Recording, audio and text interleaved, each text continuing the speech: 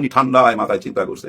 প্রথম থেকে বলে আসতেছি না যে এই মানুষটাকে আমার ভালো লাগে। মাত্র 18 মাসে যে পর্যন্ত আসছে ভাই, মাত্র 18 মাস কিন্তু এই জামাত, যে জামাতে আমরা 5ই আগস্টের পরে পাইছি, এই 18 মাসে দেখেন 77টা আসন পাইছে। ভাবা যায়? হাইকোর্টে রিট করেছে জুলাই সনদ যেন বাস্তবায়ন না হয়, তার কার্যক্রম সবকিছু যেন স্থগিত করা হয়। এই কুলাঙ্গারের কি কোনো মা বাপ নাই? যেই মায়ের ঘরের সন্তানরা জুলাইতে জীবন দিল, তাদের প্রতি গাদ্দারি করতে তার বুকে কি একটুও কাঁপে নাই?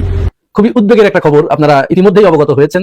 বিএনপি জুলাই সনদ বাস্তবায়ন করতে এখন প্রচন্ড গড়িমসি করছে। তারা জুলাই সনদ বাস্তবায়ন করবে না, তাদের মতিগতি অ্যাটিটিউড সেটাই বলে দিচ্ছে। কারণ এগুলো বাস্তবায়ন করলে ক্ষমতার যে লংজিভিটি এটা কমে যাচ্ছে। বুঝতে পারলেন না? মানে ওই যে শেখ হাসিনা 17 বছর, ঠিক এরকম। একদিকে তারেক রহমান জাতীয় সংসদের দক্ষিণ প্লাজার খোলা আকাশের নিচে প্রধানমন্ত্রীত্বের শপথ নিচ্ছেন, অন্যদিকে খুলে যাচ্ছে গত 18 মাস ধরে বন্ধ হয়ে যাওয়া আওয়ামী লীগের অফিস। ঝুলছে শেখ মুজিব এবং শেখ হাসিনার ছবি, উঠছে জাতীয় পতাকা, সাথে সেই স্লোগান জয় বাংলা। আবার আওয়ামী লীগ আসবে, আবার মারামারি হবে, আবার প্রতিশোধ নিবে, আবার এরা প্রতিশোধ নিবে। এই প্রতিশোধ মারামারি মাঝখানে 18 কোটি মানুষ, এবার 18 কোটি মানুষ যারা আছেন, আপনারা তো এটা সিদ্ধান্ত নিয়েছেন, আমি বারবার বলছিলাম আপনারা এই দেশকে বাঁচাতে পারেন। তারেক রহমান সরকার দায়িত্ব নেওয়ার সাথে সাথে অঘটন ঘটিয়ে দিয়েছে, নজিরবিহীন ঘটনা ঘটিয়ে দিয়েছে। কোন সরকার দায়িত্ব নেওয়ার প্রথম দিনে এরকম ব্যাড এক্সাম্পল সৃষ্টি করে, এটা বাংলাদেশে বিরল। এটা তো পুরোটা একটা ইঞ্জিনিয়ারিং আছে, আমরা দেখতে পাচ্ছি। আজকে জাতিসংঘ সেটা উন্মোচন হচ্ছে খলিলুর রহমানের সেই মন্ত্রিসভায় যোগ দেওয়ার মাধ্যমে। বিএনপির জাকসাইটে অনেক পররাষ্ট্রবিদ বা কূটনীতিক থাকার পরেও কিভাবে খলিলুর রহমান আশ্রয় করে নিলেন এই মন্ত্রিসভায়। ওয়াশিংটন আর দিল্লিকে তুষ্ট করার জন্য এই বিশাল স্যাক্রিফাইস। আপনি যদি মনে করে থাকেন জন আকাঙ্ক্ষা উপেক্ষা করে জুলাই বিপ্লবের স্পিরিটকে ধুলোয় মিশিয়ে দিয়ে শুধুমাত্র পুরস্কার হিসেবে কাউকে প্রধানমন্ত্রীর পরে সবচেয়ে মর্যাদাপূর্ণ পদ দিয়ে তারা পার পেয়ে যাবে, তবে তারা ভুল করছে। দুর্নীতি টাকায় চলা দল দুর্নীতিকে উচ্ছেদ করতে পারে না, অলিগারদের উপর নির্ভরশীল দল সংস্কার করতে পারে না। এই কারণে জামাত এনসিপি জোট কাঠামোগতভাবে আলাদা। বাস্তব সংস্কার কেবল তারাই করতে পারে যারা দুর্নীতিগ্রস্ত ব্যবসায়ী আর আমলাতন্ত্রের কাছে বাধা পেলেন। দর্শক, খুবই উদ্বেগের একটা খবর, আপনারা ইতিমধ্যেই অবগত হয়েছেন। বিএনপি জুলাই সনদ বাস্তবায়ন করতে এখন প্রচন্ড গড়িমসি করছে। তারা জুলাই সনদ বাস্তবায়ন করবে না, তাদের মতিগতি অ্যাটিটিউড সেটাই বলে দিচ্ছে। কারণ জুলাই সনদের ভিতরে যে শর্তগুলো রয়েছে, এই শর্তগুলো তাদের মনোপুত নয়। তারা কোনো অবস্থাতেই ওইগুলো বাস্তবায়ন করতে চাচ্ছে না, কারণ ওইগুলো বাস্তবায়ন করলে ক্ষমতার যে লংজিভিটি এটা কমে যাচ্ছে। বুঝতে পারলেন না? মানে ওই যে শেখ হাসিনা 17 বছর, ঠিক এরকম। বিএনপি যখন সংস্কার কমিশনে গিয়ে বিভিন্ন বিষয়ে লিগ্যাল যে বিষয়গুলো, জনমানুষের যে আকাঙ্ক্ষা যে বিষয়গুলোতে ছিল, সেই বিষয়গুলোতে যখন বাগড়া দিচ্ছিল একের পর এক, তখনই আমরা ছোট মানুষ, তারপরেও আমাদের বুঝতে বাকি ছিল না যে বিএনপি কেন এটা করছে। এইটা করছে এই কারণে বিএনপি তখন এই জিনিস চিন্তা করলো যে কি রে, 17 বছর আওয়ামী লীগ খেলো, আর এখন আমরা ক্ষমতায় আসবো, এখন আমাদের ক্ষেত্রে যত নিয়ম এটা তো মানা যায় না। মানে হাসিনা পালানোর পরে তো তখন বিএনপি ক্ষমতায় আসবে, এটি তো অবধারিত ছিল। 5 তারিখের পরেই যদি তারেক রহমান দেশে ফিরে আসতেন এবং খুব দ্রুত একটা ইলেকশন হতো, তাহলে মানে কোনো কথা ছাড়া নিরঙ্কুশ জামাত ইসলাম এখন যে ভোট পেয়েছে এটা পেত না। এই পর্যন্ত জামাত ইসলাম জীবনেও যেতে পারতো না। তারেক রহমান মানে অ্যাবসলিউটলি ক্ষমতা নিয়ে প্রায় 70% উপরে জনগণের ভোট নিয়ে তারেক রহমান ক্ষমতায় চলে আসতো। কিন্তু যেহেতু তখন আসে নাই, আস্তে আস্তে যখন তারেক রহমান আসতে দেরি করেছে, তারপরে মানুষের ভিতরে বিভিন্ন বিষয়ে বোঝাপড়া হয়েছে, এই বোঝাপড়াগুলো করতে করতে বিএনপির ভোট সেখানে কমে গেছে। তো তারপরেও তারা ধরে রেখেছিল, আমরাও জানতাম এটি, কারণ জামাত ইসলাম ক্ষমতায় আসবে এরকম প্রস্তুতি তাদের ছিল না। ক্ষমতায় আসতে মিনিমাম একটা প্রস্তুতি লাগে।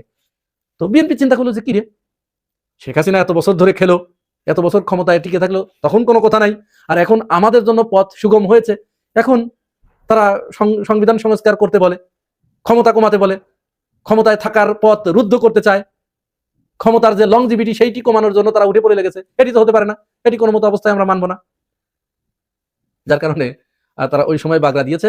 তারই একেবারে বাস্তব নাটক মঞ্চস্থ হলো আজকে কি হলো? একই সাথে দেখেন দুইটা বিষয় কিন্তু ঘটেছে। তারা সংবিধান সংস্কার কমিটির যে শপথ নেওয়ার কথা ছিল, আজকে একই সাথে দুইটা শপথ কিন্তু নেওয়ার কথা ছিল, তারা একটি নিয়েছে শুধু সংসদ সদস্য হিসেবে। সংবিধান সংস্কার কমিটির ওই শপথ তারা নেয় নাই। তার মানে ওইটা তারা করবে না, কারণ ওইটা নাকি সংবিধানে নাই, 72-এর সংবিধানে ওইটা নাই। তাহলে 72-এর সংবিধানে প্রধানমন্ত্রিত্বও নাই, সেই প্রধানমন্ত্রিত্ব গ্রহণ করেছেন, এর জন্য জবাব দিতে হবে আওয়ামী লীগের কাছেই। সাধারণ মানুষ হয়তো আপনাদের নাগাল পাবে না, আবার জুলাই গণ অভ্যুত্থানের মতো যদি বারুদ হয়ে যায় তাহলে অনেক কিছুই ঘটতে পারে। কিন্তু এখন বিএনপি মনে করছে যে হয়তো তাদের কেউ নাগাল পাবে না। আসসালামু আলাইকুম। আমরা কথায় কথায় বলি যে সব মানুষ এক না, যেমন হাতের 5 আঙ্গুল এক না বলি তো, কিন্তু আসলে দেখেন এই যে হাতের 5 আঙ্গুল এক না, এই আঙ্গুলটা বাদ দেই, বাকি আঙ্গুলগুলো দেখেন এক কি এক না, ছোট বড়, কিন্তু এই দেখেন আবার এক। দেখছেন এক হয়ে গেছে না? একদম এক হয়ে গেছে।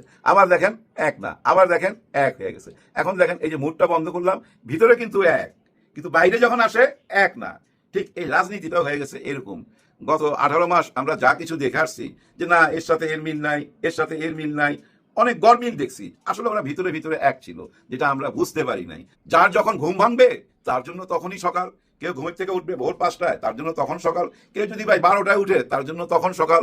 আমাদের একটু দেরিতেই ঘুম ভাঙলো, দেরিতেই বুঝলাম যে ভিতরে ভিতরে ওরা এক ছিল, বাইরে থেকে আমরা বুঝতে পারি নাই। দেখছেন খলিল সাহেব কি সুন্দরভাবে, ওই যে ভিতরের ছিল, কিন্তু এই খলিল সাহেব কিন্তু ভিতরের একজন, এটা মাথায় রাখেন।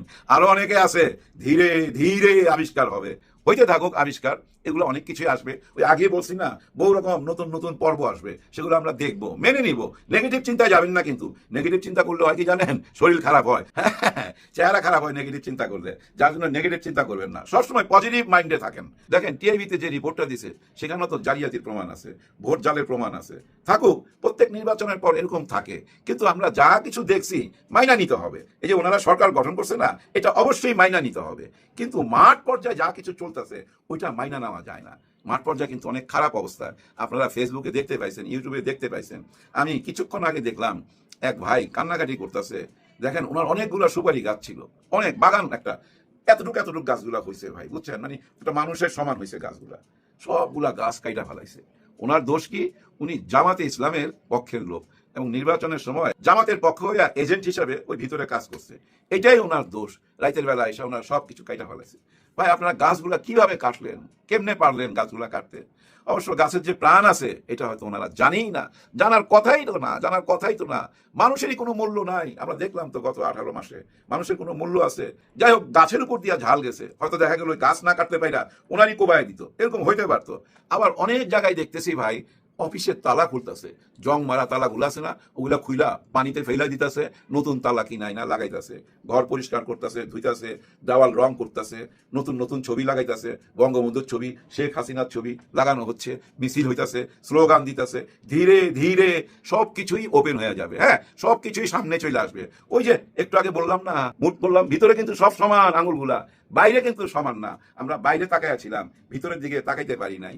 জ্ঞান নাই, এই জন্য তাকাইতে পারি নাই। কিন্তু এখন তো জ্ঞান হইছে, এখন তাকামু, এখন ঘুম ভাঙছে, এখন তাকাইতে তো আর অসুবিধা নাই। অনেকেরই মন ভাঙছে ভাই, হ্যাঁ অনেকেরই মন ভাঙছে। আমি যখন হাঁটতে যাইতাম অনেকের সাথে কথা হইতো। একজন সিকিউরিটি গার্ড আছে, উনি কিন্তু মুরব্বী মানুষ, কিন্তু আমাকেই প্রথম সালাম দিয়ে ফেলতো। উনি যেহেতু ওইখানকার সিকিউরিটি গার্ড, ওনার দায়িত্ব সালাম দেওয়া, সবাইকেই সালাম দেয়। কিন্তু আমরা কিন্তু কেউ ওনাদেরকে সালাম দেই না, কিন্তু আমি সালাম দিতাম, এটা আমার অভ্যাস। আমি সবাইকেই সালাম দেই, আমি কাউকে তুমি কইরাও